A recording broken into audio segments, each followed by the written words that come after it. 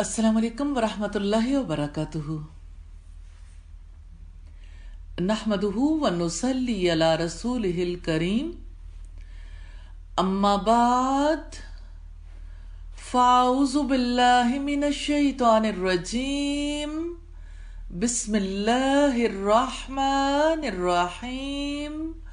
رب اشرح لی صدری ویسر لی امری واحلل عقدۃ من لسانی یفقہوا قولی۔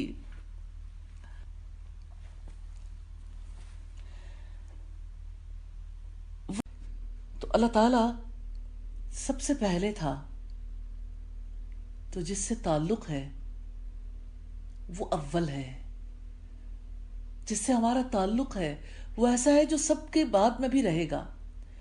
تو دعا تو اسی سے کرنی ہے جو پوری قدرت رکھتا ہے، جو ہر چیز پر حاوی ہے، اس سے اوپر کچھ نہیں، وہ الظاہر ہے، اور اس سے زیادہ چھپا ہوا کچھ نہیں، وہ الباطن ہے، وہ ہمارے دل کے حالات تک کو جانتا ہے۔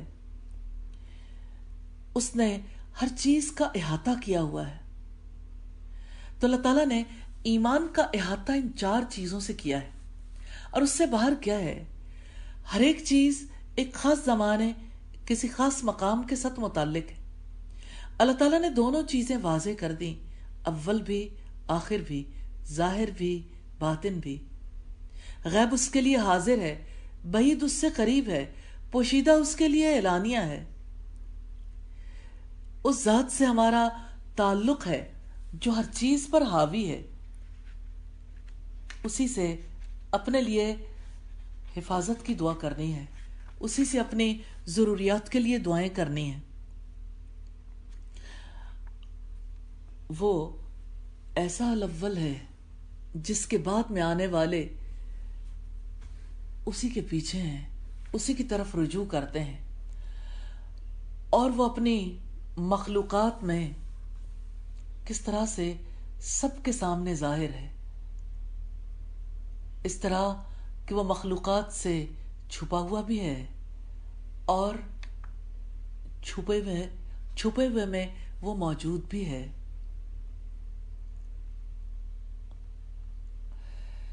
پھر ہم دیکھیں گے اللہ تعالیٰ الحیی ہے، بہت حیا کرنے والا، جو حیا کی ساری خوبیوں سے متصف ہے۔ لیکن یہ بات یاد رکھیے گا، اللہ تعالیٰ کا شرم و حیا کرنا انسانوں کا شرم و حیا کرنا ایک برابر نہیں ہے۔ اللہ کی حیا والی صفت کو سمجھنا انسانوں کے بس کی بات نہیں ہے۔ ہاں، یہ بات ضرور ذہن میں رکھیے، لیس کمثلہ شیء، اس جیسا کوئی نہیں ہے۔ نبی صلی اللہ علیہ وسلم نے فرمایا، آپ کا آقا اور مولا بہت حیا کرنے والا ہے، وہ بے حد سخی ہے۔ جب اس کا کوئی بندہ ہاتھ پھیلا کر اس سے دعا مانگتا ہے، اسے اس کو خالی ہاتھ لوٹاتے ہوئے شرم آتی ہے۔ یہ اس کی صفت حیا ہے کہ وہ گناہگار کو مہلت دیتا ہے، اور وہ کیسا ستار ہے، بے حیائی کے کاموں کو آشکار نہیں کرتا، وہ گناہوں اور غلطیوں کی پردہ پوشی کرتا ہے، خلوص سے معافی مانگے معاف کر دیتا ہے۔ اور نبی صلی اللہ علیہ وسلم نے ہمیں یہ بھی بتایا کہ اللہ تعالیٰ حق سے نہیں شرماتا۔ لوگوں کا معاملہ تو یہ ہے کہ کبھی اس خوف سے سب سے دور ہونے لگتے ہیں کہ کہیں ایسا کرنے سے ان کی انسلٹ نہ ہو جائے، شہرت خراب نہ ہو جائے۔ ہاں، اللہ تعالیٰ بہت عادل، بہت حکیم اور بہت بڑا منصف ہے، وہ تمام کمزوریوں اور خامیوں سے پاک ہے۔ حافظ ابن قیم کے حوالے سے ہم دیکھتے ہیں، اسلام کے سنہری ایام میں زندہ تھے، فرماتے ہیں جو کوئی گناہ کرتے ہوئے اللہ سے شرما جائے، اللہ کو بھی روز قیامت اس سے ملاقات کے وقت سزا دیتے ہوئے شرم آئے گی۔ جب ہمیں اللہ تعالیٰ کی حیا والی صفت کے بارے میں پتہ چل گیا تو ہمیں اس وقت کے تصور سے شرم آنی چاہیے، اور اس کے ساتھ ساتھ اس کے عفو درگزر پر ایمان کی تجدید ہونی چاہیے، کیونکہ وہی تو ہے جو ہر وقت ہماری پکار سننے کے لیے موجود ہے۔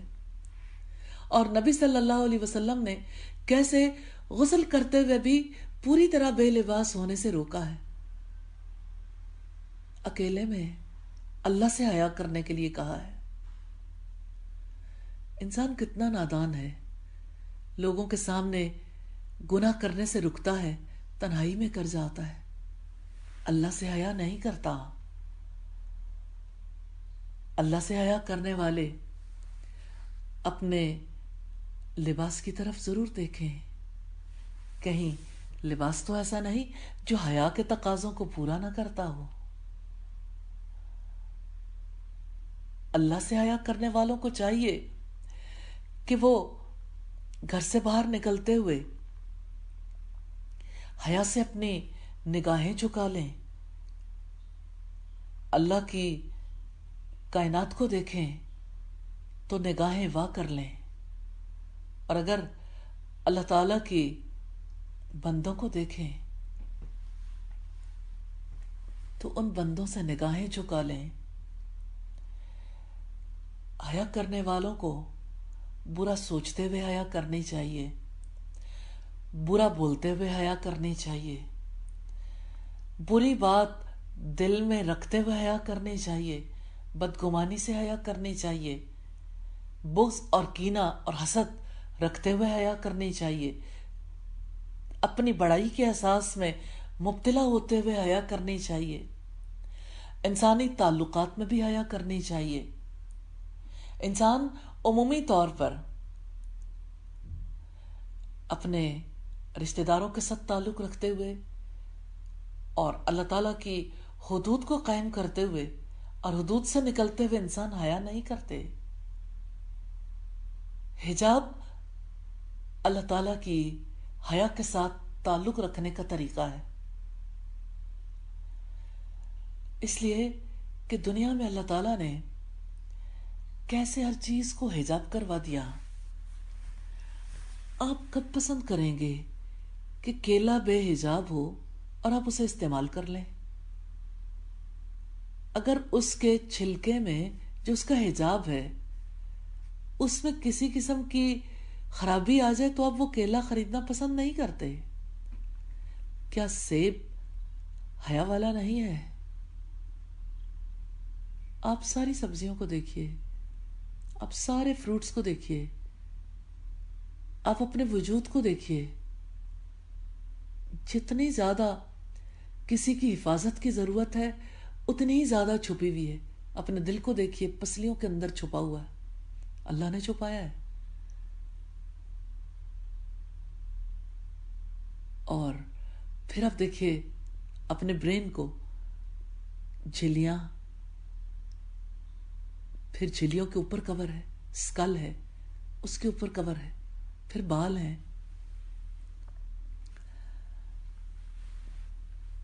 قیمت کے اعتبار سے ہر چیز کو چھپایا جائے۔ آپ قیمتی زیورات کو تو چھپاتے ہیں، اللہ پاک نے عورت کو بھی قیمتی بنایا ہے، اور عورت سے حیا کی ڈیمانڈ زیادہ کی ہے بنسبت مرد کے۔ مرد سے بھی حیا کی ڈیمانڈ ہے، لیکن عورت اگر بے حجاب ہو جائے تو سوسائٹی میں شہوانی رو دوڑتی ہے۔ اس حیا والے سے تعلق کیسے رکھیں گے اگر صفت حیا کو نہیں اپنائیں گے؟ آپ کی آج کل جو صورت پڑھ رہے ہیں وہ ایک نبی کی حیا کے بارے میں ہے، اور آنے والے دن ایسے ہیں جن دنوں میں حیا کے خلاف پوری دنیا میں ایک کیمپین کی جاتی ہے، ویلنٹائن ڈے۔ تو ایسے افراد کا قصہ جنہوں نے حیا کا دامن تار تار کر دیا تھا، کیسے اس دن پہ سب لوگ کوئی نہ کوئی شعر ڈالنا چاہتے ہیں، ریڈ روز سے، کیک سے، تقریب سے، ریڈ لباس سے، ریڈ ایڈورٹائزمنٹ سے. یہ سرخی حیا کی شہادت کی نشانی ہے.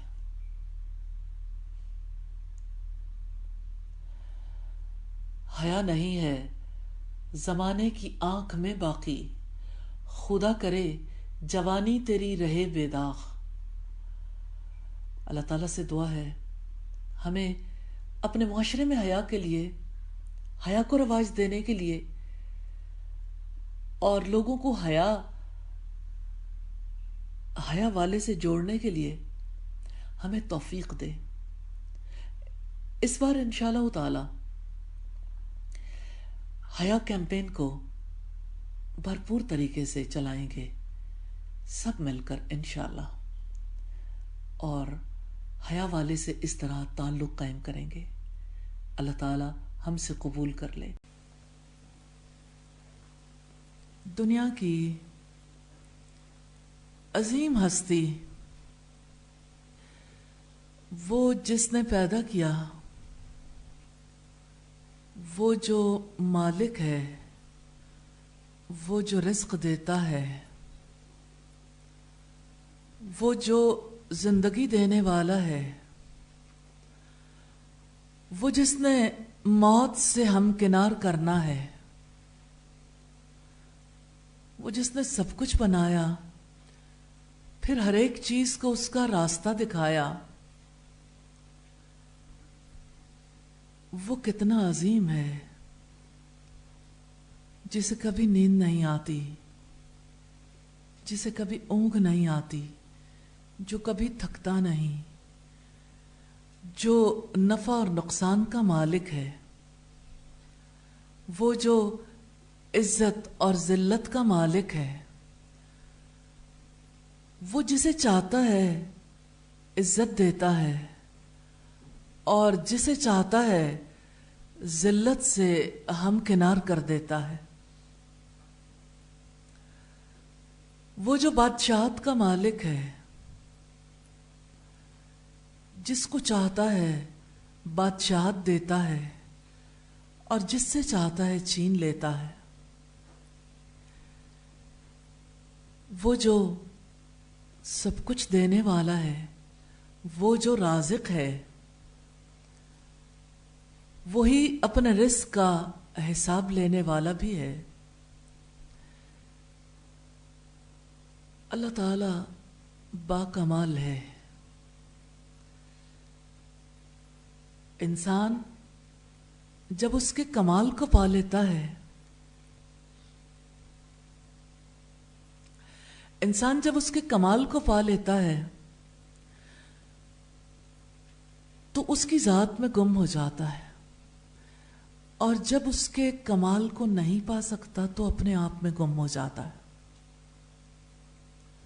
دو طرح کے لوگ ہیں اس جہان میں، ایک وہ جو رب کو ماننے والے ہیں، اور ایک وہ جو خود کو ماننے والے ہیں. جو رب کو مانتے ہیں وہ اس کی مانتے ہیں، جو خود کو مانتے ہیں وہ اپنی ذات کی مانتے ہیں. وہ اپنے آپ پر یقین رکھتے ہیں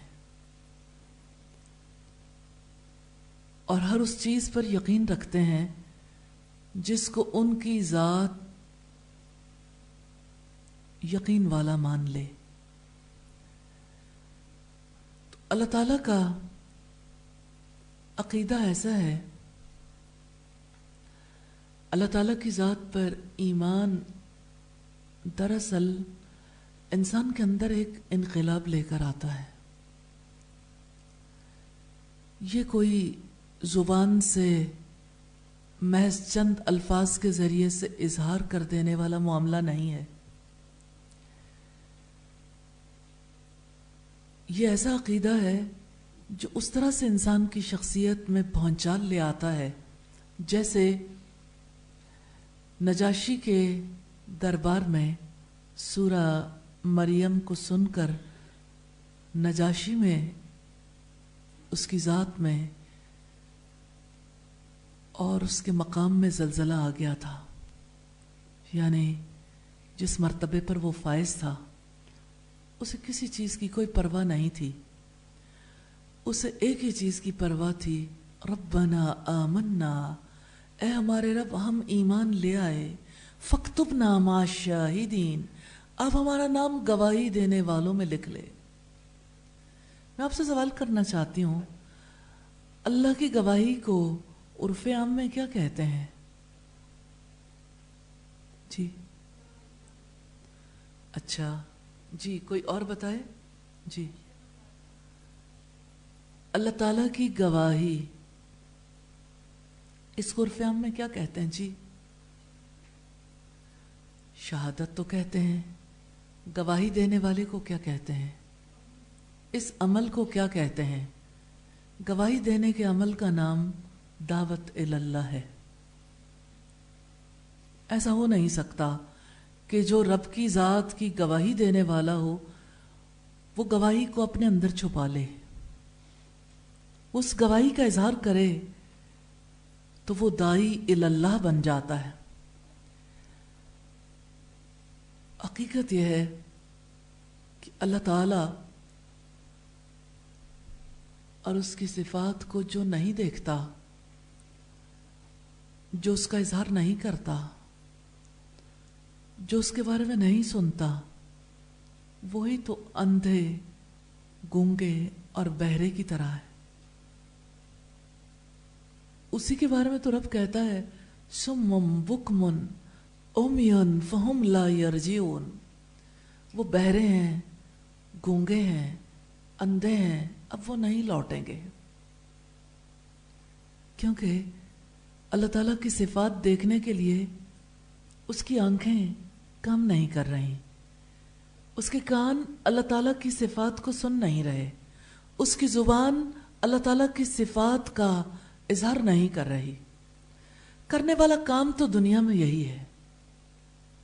دنیا میں بہت سارے کام ہیں، ضرورت پر مبنی کام ہے، سارے ہی کام اپنی اپنی ضرورت کے لحاظ سے انسان کو کرنے ہیں، لیکن اصل کام جو اس کی پیدائش کا مقصد ہے، جس کے لیے اسے پیدا کیا گیا، وہ یہ کام ہے۔ اور آپ جانتے ہیں کہ ہم سب اللہ تعالیٰ کے لیے پیدا کیے گئے، ہماری زندگی کا مقصد عبادت ہے تاکہ ہمارے دل محبت اور تعظیم کے ساتھ اس سے جڑ جائیں۔ اور حقیقت یہ ہے کہ اللہ تعالیٰ نے اس دنیا میں ہمیں اپنا گواہ بنایا ہے، اور ہمارا کام اس کی گواہی دینا ہے۔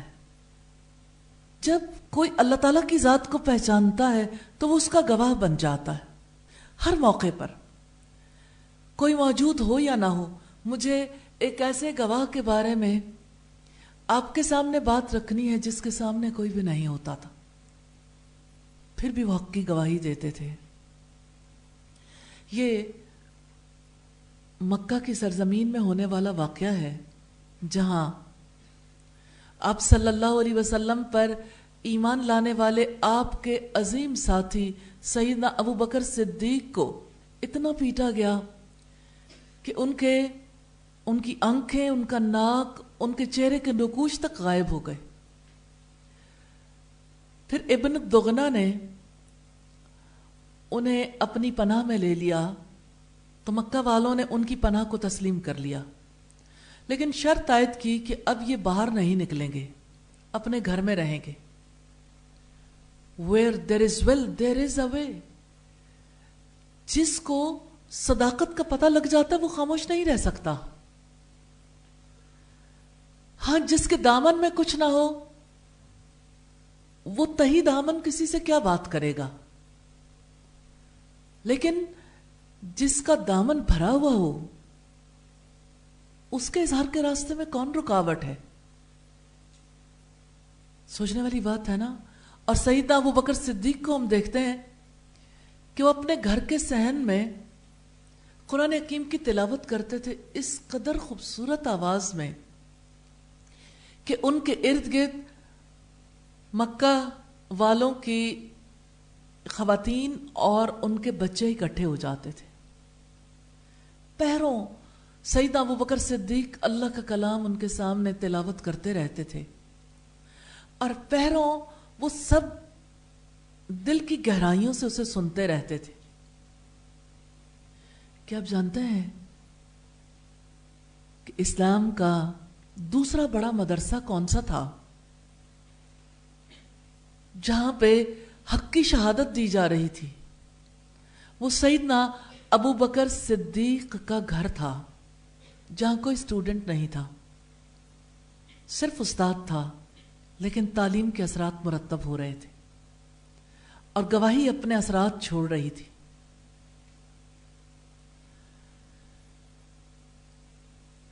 تو بات یہ ہے کہ جس نے اپنے مولا کو پہچانا ہو اس کے لیے کوئی اور پلان نہیں کرتا، اس کو بتانے والا کوئی اور نہیں ہوتا، وہ ریموٹ کنٹرول سے نہیں چلتا، اس کے اپنے اندر آگ ہوتی ہے، وہ آگ اسے چلاتی ہے، اس کا فیول اسے چلاتا ہے. ہر موقع پر وہ اپنے رب کا گواہ بن جاتا ہے. یہ گواہی کس طرح سے اللہ کے رسول صلی اللہ علیہ وسلم نے خود دی اور دینے سکھائی. اللہ کی بڑائی کا اظہار، ہر کام کا آغاز اس کے نام سے، ہر کام کا اختتام اس کے نام سے، اس کا شکر ادا کرتے ہوئے کام کا آغاز کرنے سے پہلے اپنے آپ کو سرنڈر کر کے کہ میری چاہت سے کچھ نہیں ہوگا، انشاءاللہ اگر اللہ چاہے گا تو ہوگا. ہر کام پر اللہ کو اپنے لیے کافی سمجھنے کا اعلان. حسبی اللہ، حسبنا اللہ ونعم الوکیل. کس نے یہ الفاظ کہے تھے؟ وہ جس نے اپنے رب کو پہچانا تھا، جس سے رب نے سوال کیا تھا اسلم تو، کیا تم نے سرنڈر کر دیا، اسلام لے آئے، اپنا معاملہ اللہ کے حوالے کر دیا؟ تو جواب میں سیدنا ابراہیم علیہ السلام نے اظہار کیا اسلمت لرب العالمین، میں نے اپنے آپ کو رب العالمین کے حوالے کر دیا. کامیاب ہے وہ جو اپنے آپ کو رب العالمین کے حوالے کر دے. دنیا کی کوئی طاقت اس کے راستے میں رکاوٹ نہیں بن سکتی، نہ اس زمین پر، نہ آسمان پر، نہ زمین کے نیچے.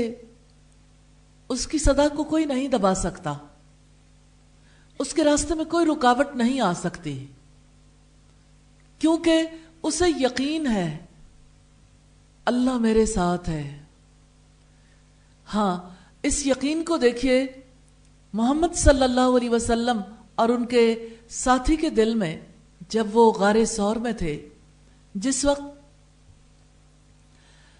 اہل مکہ سروں پہ آن کے کھڑے تھے اور سیدنا ابوبکر صدیق نے کہا کہ اللہ کے رسول اگر انہوں نے نیچے جھانک کے دیکھ لیا تو ہمیں پا لیں گے. یقین کی بات دیکھیے، کتنا دہشت ناک مرحلہ تھا. بات کیا تھی؟ دراصل شہادت تھی، دراصل وہ گواہی تھی جو دلوں کو بدلنے کی تاثیر رکھتی ہے. اے ابو بکر، تمہارا ان دو کے بارے میں کیا خیال ہے جن کے ساتھ تیسرا اللہ ہو؟ اس یقین کے ساتھ کون سی رکاوٹ راستے میں آ سکتی ہے؟ اس یقین کے ساتھ اللہ کی مدد آتی ہے، اس یقین کے ساتھ زنجیریں ٹوٹ جاتی ہیں. اے ابو بکر، ان دو کے بارے میں تمہارا کیا خیال ہے جن کے ساتھ تیسرا اللہ ہے؟ لا تحزن، لا تحزن ان اللہ معنا، غم نہ کرو، اللہ تعالی ہمارے ساتھ ہے. سوال یہ پیدا ہوتا ہے یہ یقین دلوں کے اندر کیسے گھر کر جاتا ہے؟ یہ شہادت کس طرح سے عمل میں آتی ہے؟ ہم نے اسماء و صفات کا کورس اسی کھوج میں، اسی تلاش میں رکھا ہے کہ وہ اللہ تعالیٰ کی صفات کی معرفت ہے،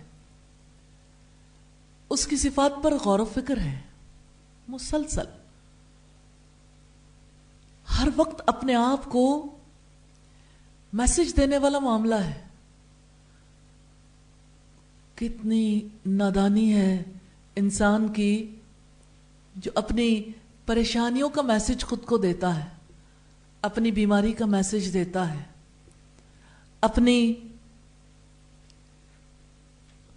اپنی ذات کی کمیوں کمزوریوں کا میسج خود کو دیتا ہے۔ اللہ کے رسول صلی اللہ علیہ وسلم کیسے اپنے آپ کو ہر رات میسج دیتے تھے؟ اللہم انت الحق، اللہ تیری ذات حق ہے، اللہ تیری بات حق ہے۔ سوچیں آدھی رات کو نیند توڑ کے اٹھنے والا کیسے اپنے یقین کے لیے کام کرتا ہے۔ تیری ملاقات حق ہے، تیری جنت حق، تیری آگ حق، قیامت حق، اور محمد صلی اللہ علیہ وسلم حق ہے۔ کہیں سے کسی موقع پر اللہ کے رسول کو شبہ تو نہیں ہوا تھا کہ جانے میں اللہ کا رسول بھی ہوں یا نہیں، جانے میرا کام قبول بھی ہوگا یا نہیں۔ یہ بے یقینی شک کو ظاہر کرتی ہے، اور شک کے ساتھ شہادت نہیں دی جا سکتی۔ تو اپنے دلوں کے اندر تلاش کریں کہاں کہاں اللہ کی ذات کا یقین ہے۔ تو آپ کو یہ جان کر بہت خوشی ہوگی الحمدللہ کہ آپ کے دل کو یقین ہے کہ اللہ تعالی وسیع رحمت والا ہے۔ اس کی رحمت اس کی تخلیق سے ظاہر ہے، اس کی تخلیق کی زندگی سے ظاہر ہے۔ یہ اس کی رحمت ہے کہ ہم دیکھ رہے ہیں، یہ اس کی رحمت ہے کہ ہم سن رہے ہیں، یہ اس کی رحمت ہے کہ زبان بولتی ہے، یہ اس کی رحمت ہے کہ ہمارا دل، ہمارا ذہن سوچتا ہے، یہ اس کی رحمت ہے کہ وہ ہمیں رشتے عطا کرتا ہے، رشتوں کی محبت دیتا ہے۔ یہ اس کی رحمت ہے کہ وہ ہمیں اپنا کام کرنے کا موقع دیتا ہے۔ آپ اپنے دل کے اندر جھانک کے دیکھیں گے تو آپ کو وہ یقین ملے گا رب کی ذات پر، وہ نہایت رحم والا ہے، اس کی ذات سراپے رحمت ہے۔ اس نے اپنے اوپر رحمت کو لکھ لیا ہے، فرض کر لیا ہے، اور اس کی رحمت کے 100 حصے ہیں، جن میں سے ایک حصہ ہے جس رحمت کو اس نے پوری دنیا میں تقسیم کر دیا ہے، جس کی وجہ سے دنیا والے، انسان، جانور، حیوان سب ایک دوسرے پر رحم کرتے ہیں۔ اور اس نے اپنے نام سے رحم کو مشتق کیا ہے، رشتہ داری کو بھی۔ خاص تعلق ہے الرحمن سے، کہ جو رشتہ داری کو جوڑتا ہے وہ رحمان سے جڑا رہتا ہے، اور جو توڑتا ہے وہ اس سے بھی ٹوٹ جاتا ہے۔ ہاں، آپ اپنے دل کے اندر دیکھیں کہ آپ کو یقین ملے گا اتھا درجے کا انشاءاللہ کہ وہ بادشاہ ہے، بادشاہ حقیقی ہے۔ تبارک الذی بیدہ الملک، بڑا برکت والا ہے جس کے ہاتھ میں بادشاہت ہے، بڑا ہی برکت والا ہے۔ آپ ہاتھ کو دیکھیے، اپنا ہاتھ، آپ کے ہاتھ میں کیا ہے؟ کیا چیز ہے آپ کے ہاتھ میں؟ جی، پین ہے۔ کتنا کنٹرول ہے دنیا کا؟ کسی چیز کا کنٹرول آپ کے پاس ہے؟ انسان چاہتا تو ہے کنٹرول کر لے، ایسا نہیں ہے؟ آپ میں سے کس کا جی چاہتا ہے کہ وہ اپنی ہر چیز کو سنبھال کے رکھے، انڈر کی اینڈ لاک رکھے. ہر عقل مند کا جی چاہتا ہے کہ اس کی چیز نہ گمے. کنٹرول کی خواہش ہے نا انسان کے اندر. اور ہر عقل مند انسان اپنی تمام قیمتی چیزوں کو سنبھال کے رکھتا ہے. کنٹرول چاہتا ہے انسان. لیکن اپنے ہاتھ دیکھیے کتنا کنٹرول ہے. کیا ہے ہاتھ میں؟ کچھ بھی نہیں. کتنا اختیار ہے. اللہ کے اختیار کے مقابلے میں بندے کے پاس کیا ہے؟ جو وہ چاہے وہ کر لیتے ہیں، اور جو وہ نہ چاہے وہ نہیں کر پاتے. اور اللہ کا ہاتھ بھرا ہوا، سب کچھ دے ڈالے پھر بھی ختم نہیں ہوتا. جو لوگ مانگے، پہلے پچھلے جن انسان سب طلب کرتے رہے، سب کی مانگ پوری کر دے پھر بھی نہیں ختم ہوتا. اور اللہ کے ہاتھ میں بادشاہت ہے، اور وہ ہر چیز پر پوری قدرت رکھتا ہے، پورا کنٹرول. سانسیں آپ کی ہیں، کنٹرول کس کا ہے؟ نظر آپ کی ہے، آنکھ آپ کی ہے، کنٹرول کس کا ہے؟ زبان آپ کی ہے، آپ سے وہ کنٹرول چاہتا ہے. ہم پابند ہیں کیونکہ اس نے کچھ اختیار دے رکھا ہے، اور انسان اس اختیار کا بھی ناجائز فائدہ اٹھاتا ہے. ہر بادشاہ کے سکینڈلز بنتے ہیں، اور ہمارے یہاں تو سکینڈلز بننے کا سلسلہ بہت ہی من پسند ہے، حالانکہ یہ سارا حرام کام ہے. لیکن بادشاہوں میں ایسی باتیں ہوتی ہیں کہ ان کے سکینڈلز بن سکیں. اللہ بادشاہ ایسا ہے کہ اس کا کوئی سکینڈل نہیں بن سکتا. الملک القدوس، ایسا بادشاہ ہے، قدوس ہے. ایسا بادشاہ ہے جس سے ہر ایک کو سلامتی ملتی ہے. ایسا بادشاہ ہے جس سے ہر ایک کو امن ملتا ہے. ایسا بادشاہ ہے جو ہر چیز پر نگہبان ہے. اب اپنے دل کے اندر سے دیکھیں کہاں کہاں اس کی بادشاہت کا یقین ہے. وہ یقین کا مقام ہے جہاں آپ اس کی بادشاہت کا ریفرنس دے کے آپ اس سے سوال کرتے ہیں. جب اللہ تعالیٰ کی پہچان آپ کے لیے پوائنٹ آف ریفرنس بن جائے کہ آپ اس کے توسط سے اس کے سامنے دستے سوال دراز کر سکیں، تو اس کا مطلب یہ ہے کہ آپ کی ذات کو یقین ہے کہ وہ سچا بادشاہ ہے. بادشاہ سے تو جو جی چاہے مانگا جا سکتا، لیکن دنیا کے بادشاہوں کے پاس اتنی پاور نہیں ہے، وہ ساروں کی مانگیں پوری نہیں کر سکتے. لیکن اللہ بادشاہ ایسا ہے جس کے خزانوں میں کوئی کمی نہیں آتی، اور اس کی پاور ایسی ہے وہ جو چاہے کر سکتا ہے. فعال لما یرید، وہ کرتا ہے جو ارادہ کرتا ہے. اور انسان وہ نہیں کر سکتا جو وہ ارادہ کرتا ہے. کیسے سیدنا علی کی بات پر غور کریں آپ تو آپ کو سچائی ملے گی. سیدنا علی یہ کہتے تھے کہ میں نے اپنے ارادوں کے ٹوٹنے سے اپنے رب کو پہچانا.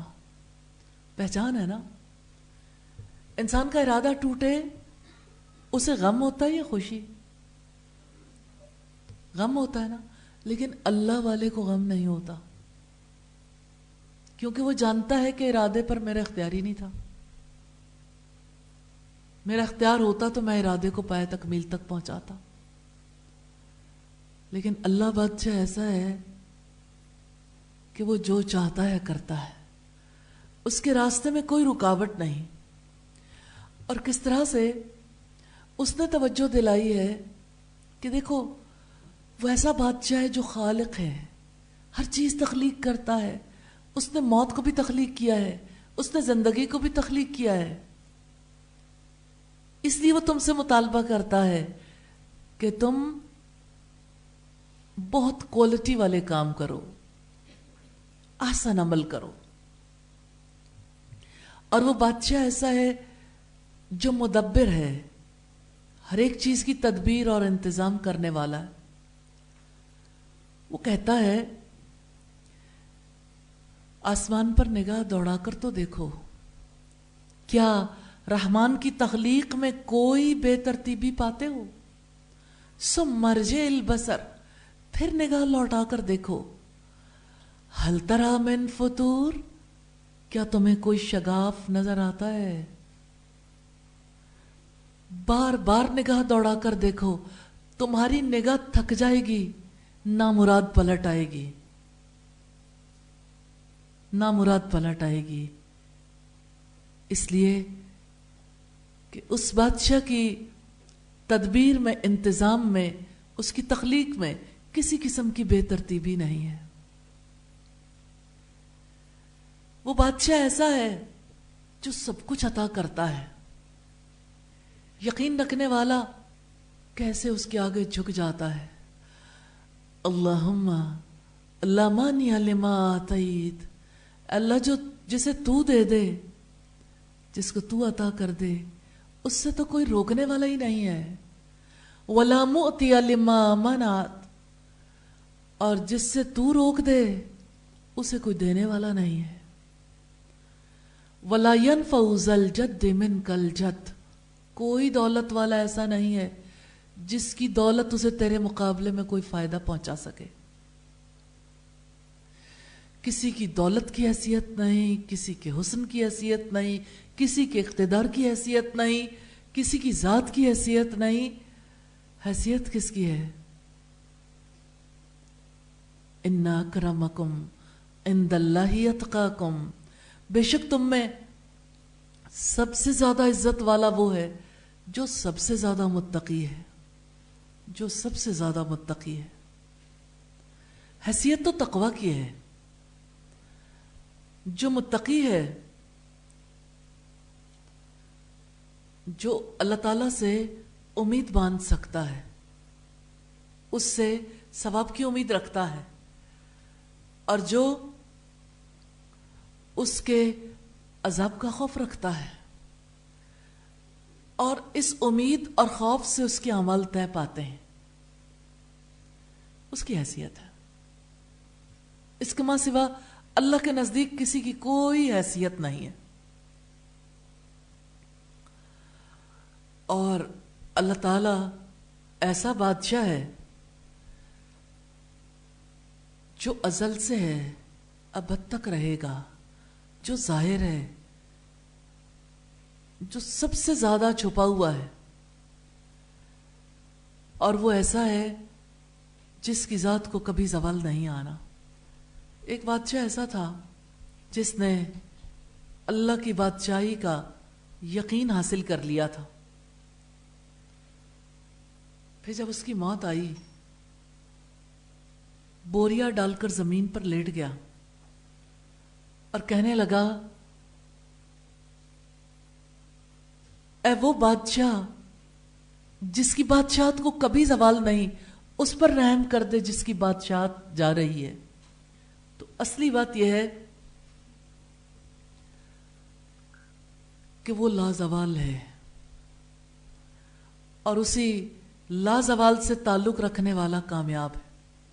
बंदे का काम इतना है कि उस लाजवाल हस्ती से, उस बेमिसाल हस्ती से, उस बाकमाल हस्ती से ताल्लुक बना ले, उसकी अजमत को पहचान ले, और उसके आगे अपना सर झुका दे। यही तो वो चाहता है। क़ुलू ला इलाहा इल्लल्लाह, कि आप कह दो अल्लाह के सिवा कोई नहीं, कोई हस्ती ऐसी नहीं है जिसके पास किसी किस्म की ताकत, जिसके पास किसी किस्म का कोई इख्तियार हो। सारे इख्तियारात अल्लाह ताला की जात के पास हैं। तो जब इख्तियार उसके हैं, जब ताकत उसकी है, पावर उसकी है, तो बंदे का काम क्या है? बंदे का काम तो यही है कि वो इख्तियार वाले के सामने झुक जाए। हमने जिस वक्त ये कोर्स शुरू किया था तो उसका मकसद वाज़ेह किया था। मैं चाहती हूँ कि इस वक्त पे हम एक बार उन चीज़ों को दोबारा रिवाइज कर लें। तो क्या आप मुझे बताएंगे کہ اس کورس کو پڑھنے کا کیا مقصد تھا؟ جی بیٹا بتائیے.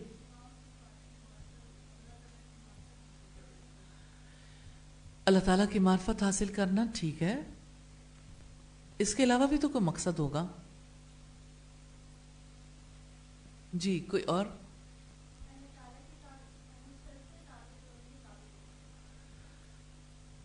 ٹھیک ہے، اللہ تعالیٰ کے ساتھ تعلق جوڑنے کے قابل ہو سکیں. اور جی غور و فکر کر کے اللہ تعالیٰ سے تعلق بنا سکیں. ٹھیک ہے، اور کوئی؟ جی یہ بات بڑی امپورٹنٹ ہے، میں سمجھتی ہوں کہ اس کے اوپر غور کرنا بہت زیادہ ضروری ہے. اصل مقصد صرف اتنا نہیں ہے کہ ہم اللہ تعالیٰ کی صفات کے بارے میں جان لیں، اسے پہچان لیں، اگرچہ یہ مقصد ہے، لیکن بات یہ ہے کہ اللہ تعالیٰ کی صفات کے توسط سے اس کی عظمت اور اپنی بے بسی، دو باتیں ہیں، اس کی عظمت اور اپنی بے بسی کو پالیں. کیونکہ جب تک آپ اپنی بے بسی کو نہیں پاتے، اپنے آپ کو عاجز محسوس نہیں کرتے اس رب کے سامنے، اس کے آگے جھکتے نہیں، اس سے دعائیں کرنے کے قابل نہیں ہوتے، اس کے سامنے اپنی بندگی کا اظہار کرنے کے قابل نہیں ہوتے. اللہ تعالیٰ ہم سے یہ چاہتا ہے نا کہ ہم اس کے غلام بن جائیں. اللہ تعالیٰ ہم سے یہ چاہتا ہے نا کہ ہم اس کی مان لیں. تو جب تک انسان بے بس نہیں ہوتا، اس وقت تک اس کی ماننے کے قابل نہیں ہوتا. ہم نے دیکھا اللہ تعالیٰ کے 99 نام ہیں اور اسماء الحسنی کی تعداد حافظ ابن کثیر کہتے ہیں 1000 تک ہے. یعنی اگرچہ نبی صلی اللہ علیہ وسلم کی حدیث سے ہمیں پتہ چلتا ہے کہ اللہ تعالیٰ کے 99 نام ہیں، سوال یہ پیدا ہوتا ہے کہ ان 99 ناموں سے اللہ تعالیٰ کیا چاہتے ہیں، ہم سے کیا چاہتے ہیں، کہ 99 ناموں کو ہم کیا کریں. ہمیں حضرت ابو ہریرہ سے ملنے والی روایت سے پتہ چلتا ہے کہ جس نے ان کا احصاء کیا وہ جنت میں داخل ہوگا. تو آپ دیکھیں فوکس کہاں رہنا چاہیے. ٹھیک ہے، آپ کا مقصد یہ تھا پڑھنے کا کہ آپ اللہ تعالیٰ کی صفات کو پہچان لیں، غور و فکر کرنے کے قابل ہو جائیں، اللہ کی عظمت اور اپنی بے بسی کو پالیں، اللہ سے دعا کرنے کے قابل ہو جائیں، لیکن اس کے توسط سے اس کی جنت میں پہنچ جائیں، اس کو راضی کر لیں، اس کے قریب ہو جائیں. تو اسماء الحسنی کی معرفت اس مقصد کے لیے ہے کہ ہم جنت تک پہنچ جائیں. تو جو لوگ اس اعتبار سے اللہ تعالیٰ کی معرفت حاصل کرتے ہیں، جنت ہی ان کے لیے اللہ تعالیٰ کی طرف سے طے کردہ معاوضہ ہے. بلا شبہ جنت میں وہی لوگ جائیں گے جو اللہ تعالیٰ کی سچی معرفت رکھتے ہوں گے. آپ اپنا فوکس کلیئر نہیں کریں گے، آپ سے یہ علم گم ہو جائے گا، کیونکہ آپ اس پہ غور و فکر کرنے کے قابل نہیں رہیں گے زیادہ دنوں تک. وآخر دعوانا ان الحمد للہ رب العالمین.